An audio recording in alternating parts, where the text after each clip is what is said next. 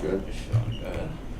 Hey guys, thanks for joining us this morning. This one's going to be a little bit shorter because Coach has to get out to the field, so you can kick it right off.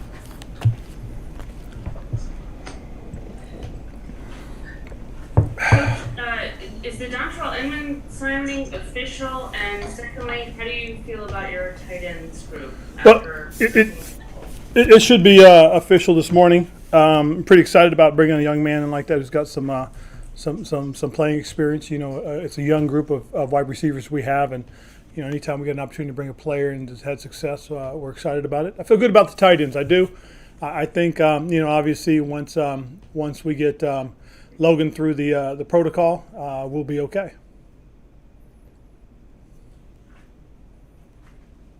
Hey, Coach, you've had the rookies in for about 10 days now, I think. I'm just curious, kind of first impressions on Sadiq Charles specifically. Sadiq looked good. Big, athletic, strong, a young guy, raw, a lot of talent. I think he's a guy that, as he goes through the process, is going to build confidence. And I think that's one of the things too is you got to learn the language, and that's probably the thing that slows most rookies down from getting onto the field quickly. But if Sadiq can learn the language, understand the techniques that we're teaching, and be able to take both those things and mesh them together, I think we might have a pretty good football player. Although I'm real curious and interested to watch Garon Christensen. I think I think he's a very athletic guy who's gotten some opportunities and taken advantage of it. So I think we're going to have a real good battle at left tackle. I'm excited to watch that. How much does no offseason hurt a rookie, particularly an offensive lineman? Well, it depends on what they did in the offseason. This is the second time I've been through something when you don't have an offseason with your players.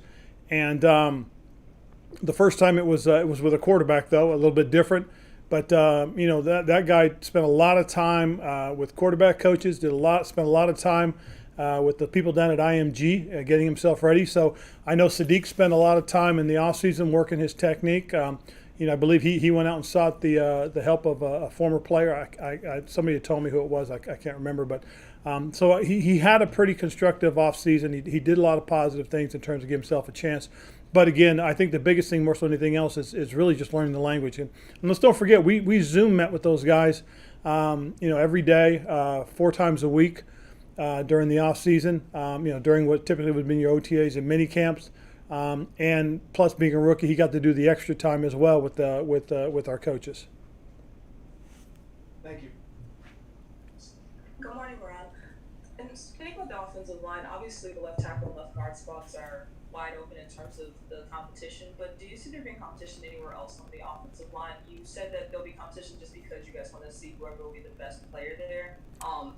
Just do you feel like there could be competition elsewhere on the offensive line? Well, that's a tough one because I really do like our other 3 positions. I think our center guard tackle situation is very strong coming into this, but they still got to compete. Somebody could come out of the woodwork and really push those guys, but that's a very strong position, the center to the right side of our offensive line. So we're pretty excited about seeing that group come together. Again, the big questions being the left tackle and left guard, though, Ryan. I think that's a great question in terms of, is there going to be the type of competition that you see on the left side, on the right side? I'm hard pressed to believe it because I really do like those 3 guys that I mentioned, the center guard tackle situation. Thank you, Ron. You're welcome. Hey, Ron, I'm curious with tackling, how do you plan to handle that in training camp compared to years past, and what might the impact be in the first couple weeks of the season?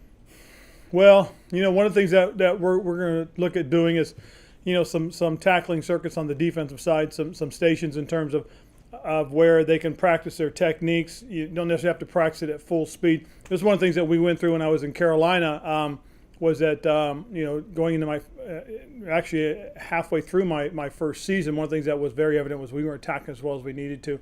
And Sean McDermott, who's now up in Buffalo as the head coach, he came up with this great idea. It was, having a tackling circuit. Why don't we, do these stations where these guys work on their different techniques for tackling? And so again, working on the technique of tackling, so guys understand how to form it up, how to fit it up, and how to make a tackle, I think is important because you're not really going to be able to simulate as much live action as you would like to. And again, you're right. They're not going to get the 4 preseason games where they can really work on the tackling. So it's something that you've got to be really good about. You've got to really work on their technique and their ability to tackle in terms of whenever you do have a live period. You've got to give these guys the opportunity. And then finally, I'm curious how Alex Smith has been looking throughout this early process for you guys. He's looked good. He really has. I'll be honest. I was pleasantly surprised to see how far along he is. It's been exciting to watch his progression. He's working off to the side with the trainers. He's trying to mirror all the activity that the other quarterbacks are doing with Kenny and Scott Turner, and they get a chance. He gets a chance to work on all those techniques, and he's looked very fluid. He really has, and it's a tribute to who he is, a tribute to his trainers and his doctors that have helped him to get to where he is today. Thank you. Hi, Ron. We saw Doug Peterson get coronavirus earlier this week, and the Eagles kind of had to shuffle some things up just from a logistical standpoint. I guess, do you guys have a contingency plan in place if one of your coaches gets coronavirus? Would the assistants move up a spot? Yeah, we've talked about that as far as those things are concerned, and the big thing is somebody will move up in terms of those. We were fortunate, as in today's game, pretty much every position has a position assistant, and they're younger coaches that have come in and are getting opportunities to learn and develop their craft. And what may happen is, depending on who gets hurt or who gets sick, that person in that position assistant will elevate. But you'll have the coordinator there a little bit more than usual.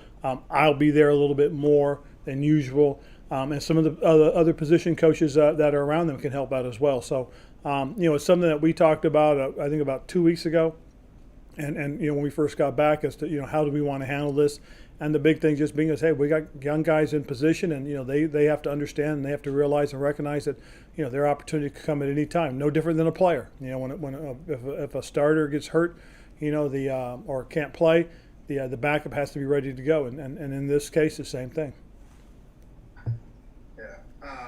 And then for the opt-out deadline, there's a lot of focus on it this week. But I guess as a coach, what does it do for you to have that deadline? Is it helpful to know kind of who's going to be there, who's not? Yeah, it is, because again, this is a very serious situation, and from what I've seen, the guys that have all opted out, and you listen to their reasoning, it all makes sense. And who am I to judge whether or not a guy should or shouldn't?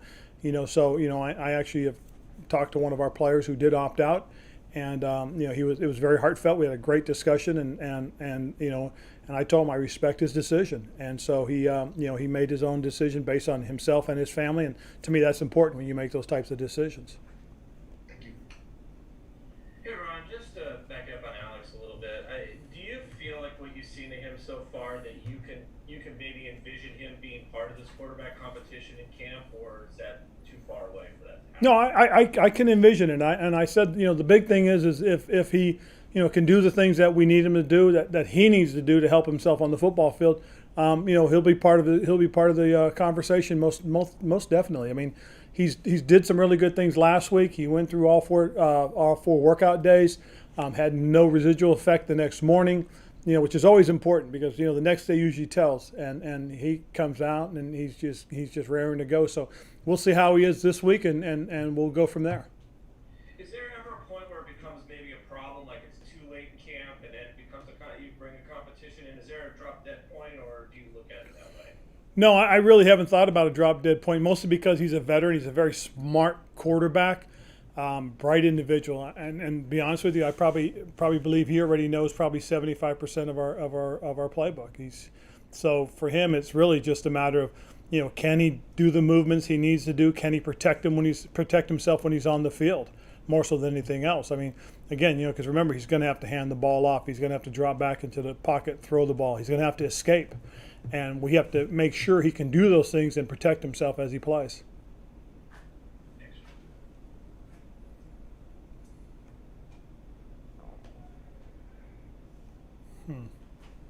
Sam, are you there? Ben, you're up. Okay, thanks, Ron.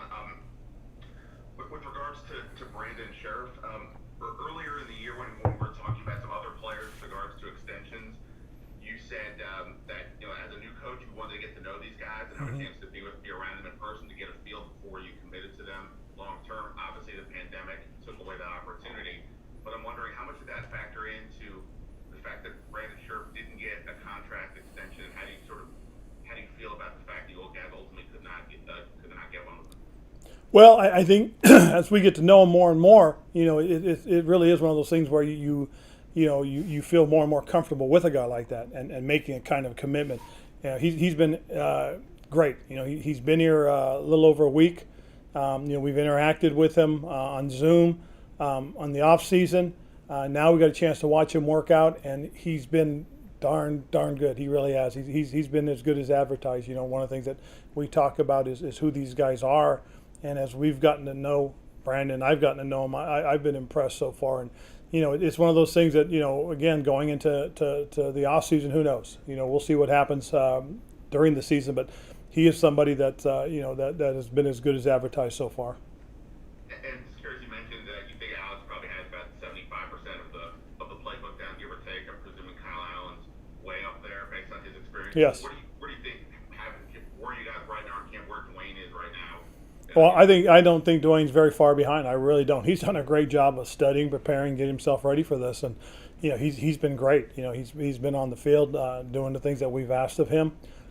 He's done the extra stuff that he and I talked about in the offseason. I mean, he's done the things that I think puts him right there where he needs to be at this junction of where we are in our training. Having only been able to do Zoom, and now really had 4 days of work on the field. I think he's done a job that I think deserves recognition. So I appreciate you asking about that. Morning, Ron. You've long been a proponent of playing your younger guys and your draft picks kind of right away. Do you think this offseason could maybe force you to adjust that stance at least early, just because you haven't had as much time with some of the inexperienced players? Not necessarily. Again, because it really just depends on how the players react and handle the situation they're in, their circumstances. It's going to be real interesting to watch how they develop and grow. Right now, I kind of told our coaches the other day when we had a meeting that we're really in the OTA phases right now. I mean, if you look at the way that we're allowed to work out with these players, we're basically in phase 1. We're going to be starting phase 2 shortly, and then really getting into phase 3, which is really just before we start with pads. So we're going to have a good, probably a good 2.5 weeks of work that I feel simulate the OTA process, which I think is good because it gives us an opportunity to work on the base fundamentals of the very basics of what they need to know. And then once we put the pads on, then we'll start to see where these guys are. I'm not going to sell any of our rookies short. I think some of them have come out and done the things that we've expected them to do. They've caught our eye. They've caught our attention. And now the big thing will be, how do they handle the rest of it? Because one thing that always does seem to happen once you get into training camp is probably 2/3 of the way you start to see the overwhelming effect of all the material that you've given them, all the techniques you've tried to teach them. Fatigue starts to set in, and now it becomes the mental game of pushing themselves through. I think it's going to change. I do like the way the ramp-up period is. Again, going through these phases and kind of just simulating the growth. We're, like I said, we're pretty much in a phase 1 type of program. We'll be into a phase 2, and each time it's just another step as we gradually go forward towards determining who our team's going to be as we get into the first regular season game. And how do you avoid Antonio Gibson specifically being overwhelmed when he's working between two positions? We heard Randy Jordan say he's doing running back drills, receiver drills, kind of going back and forth between meetings. How do you manage his workload specifically? Well, I think the big thing is because what he'll be working on will be specific things for him, and as opposed to trying to give him the entire volume of everything he needs to know. Because when he comes in, he'll have specific things that he does, whether he's getting the ball, whether he's a decoy, or what. So it'll be as if he's just learning the things that he needs to know, and then we'll grow him the rest of the way from there. Because you can get into a situation with a guy that's going to play multi-positions for you, and it can become overwhelming. And secondly, though, is he's a very bright young man. He really is, and so I think learning is not going to be his problem as much as just understanding and getting a feel for the pro game as opposed to the college game. We got time for 2 more. Ron, a lot of teams are saying that they're not going to have fans at the game games this year. I'm just wondering how you get your players ready, or do you approach it any differently when you're going to play these games in front of an empty stadium? No, not necessarily. Just because of the fact that that's how you practice. That's how it's always been. So that's kind of the different thing about going from the stadium from the practice field to the stadium is the practice field is is pretty much remote. It's away from everybody. It's away from everything. You get to the stadium, and then there's that excitement factor that does kind of ramp it up. It's really going to be about how the players handle it more so, I think, than the way we do. I just feel comfortable in knowing that everybody's going to be in the same situation.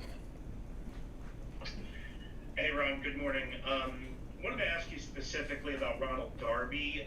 Just what I was able to kind of watch last year, it seemed like he was right in good position there, but just maybe wasn't able to completely close out. Do you think, even more removed from all of his injuries in Philadelphia, that he's like right back at that area where he maybe was at one point earlier in his career at Buffalo in terms of the ability to kind of close out on some of those 50-50 balls? The one thing about watching Ronald, we had an opportunity to watch tape on him, and I like his explosiveness in terms of trying to make plays. He's got good quickness, good speed. He does play with his eyes in the backfield on occasion, which gets him in a little bit of trouble. And as you look at it, some of his things go back to really just playing the technique a little bit better, being a little bit more disciplined. I don't think his skill set has worn any. I just think, again, I think it comes back to just trying to be a little bit more disciplined and making the plays that are there, as opposed to trying to force certain things to happen. I think that's got him in trouble a couple of times. He's again, like I said, I don't see any deterioration in his skill set. And I just think that this is a veteran guy that knows how to do things, but has to understand how to do them within the framework of what we're trying to teach him. I think he has a chance to be a solid football player and be the guy that can help us. All right.